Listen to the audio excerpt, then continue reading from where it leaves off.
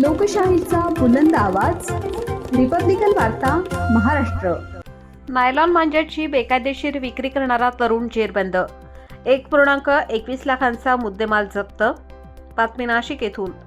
नाशिक शहरात नायलॉन मांजाची विक्री, निर्मिती व वापरावर बंदी असतानाही बेकायदेशीर विक्री करणाऱ्या एका तरुणास गुन्हे शाखा अंबड युनिटने जेरबंद करत त्याच्याकडून 1,21,800 रुपये किमतीचे 144 नायलॉन मांजाचे गट्टू जप्त केले आहेत।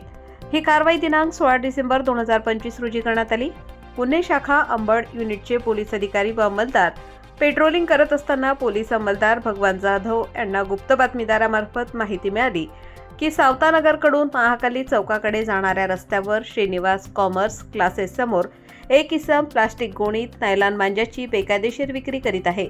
ही माहिती वरिष्ठ अधिकाऱ्यांना कळवल्यानंतर सापळा रचण्यात आला।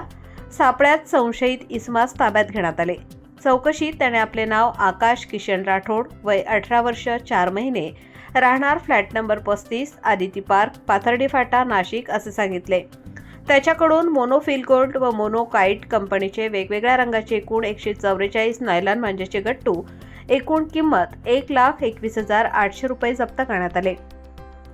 या प्रकरणी पोलीस हवालदार परमेश्वर वासुदेव दराडे यांच्या तक्रारीवरून अंबड पोलीस ठाण्यात गुन्हा रजिस्टर क्रमांक 934/2025 अन्वये भारतीय न्यायसंहिता कलम 223, 292, 293 तसेच महाराष्ट्र पोलीस कायदा 135 व पर्यावरण संरक्षण कायदा 1986 चे कलम 5 व 15 अंतर्गत गुन्हा दाखल करण्यात आला आहे।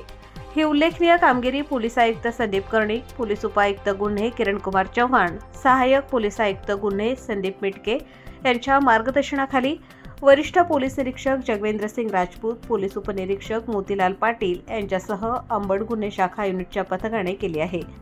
रिपब्लिकन वार्ता महाराष्ट्र न्यूजसाठी नाशिक शहर प्रतिनिधी विवेक बनकर।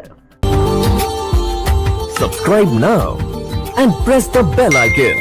Never miss an update.